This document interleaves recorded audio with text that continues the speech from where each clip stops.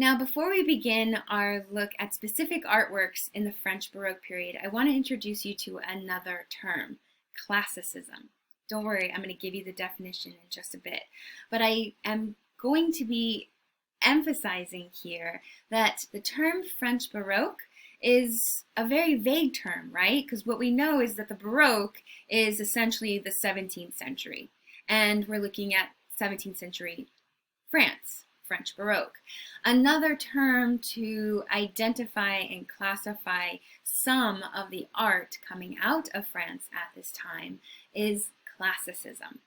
So, classicism is the term used to define 17th century style associated with harmony, clarity, restraint, and idealism of the classical world, as in ancient Greek and Roman art. And it's developed, I need a in parentheses there. Anyways, it is developed as a reaction against the garish, the dramatic, and the opulence of the Baroque. Now, here is an artwork by this man, Nicolas Poussin. And Nicolas Poussin is a perfect example of classicism. Before we talk about classicism as we see it in Poussin's work, let me just say, I know it's confusing because I just told you that the Baroque is all about garish, dramatic opulence and craziness, diagonal lines and swoops and swirls and things like that. And this period style called classicism is about harmony, clarity, restraint. So why are we calling this period the French Baroque? Okay, great question. The period of time is the Baroque. And within this, there is a counter reaction to the more commonly seen artworks of the Baroque period, which are dramatic and opulent and garish.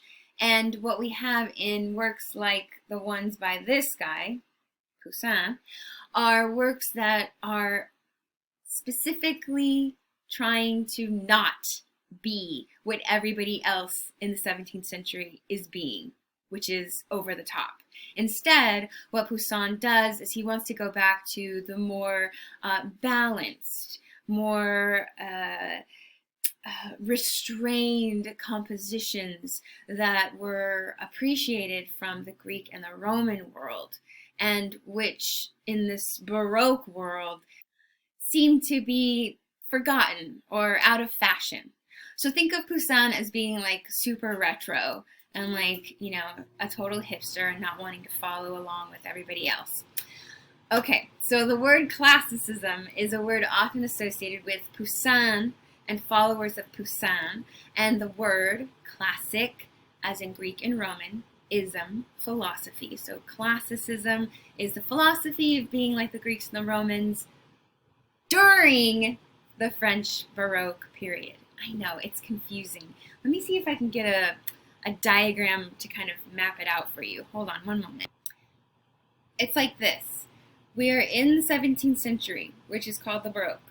We're going to go to France. And within France, there's this outlier of a period style called classicism. Got it? So what does it look like then? Well, classicism, I'll give you this artwork that we're going to talk about in more detail later, but I'll give you this artwork and a few more by Poussin as a way to illustrate classicism. So classicism is about control of proportion and composition. So here, what we have is a balance of two figures on one side, two figures on the other. Two standing, two kneeling, right? We also have a balance of proportion where the figures are large but not overly large. They don't break out of the scene, and they're not too small where you can't appreciate the details. Also, the figures are laid out in the foreground, and then there's a middle ground and a background. Got it? So there's balance and order to the space. Another element of Poussin, here, this is another one. Another element of Poussin's idea of painting, he wrote about it, he outlined his ideas in a treatise on painting. Basically, he wrote a whole thesis on good painting, what good painting looks like, what bad painting looks like. You know what, let me go back to him. Let me put his face back up on the screen while we hear him talk, because honestly, I can't stand the guy. He's such a snob. Okay, Poussin, I appreciate your hard work and you are very talented, but what are you going to tell me about what good painting is? He says in his thesis on good painting, or grand manner painting, he says that grand paintings, good paintings, require grand subject matters or themes. Good painter should stay away from the minutiae or small, petty, trifle things that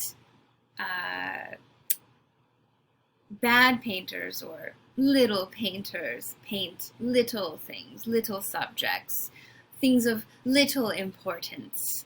And so for classicism, as by Poussin, what we're going to see are these major themes of death and life and heroism and subject matter like royalty or religious figures. And what we're not going to see are any kind of basics of everyday life. There's never going to be just a scene of people walking around doing their thing. There's never going to be a simple kind of moment of pure joy that's just laughter.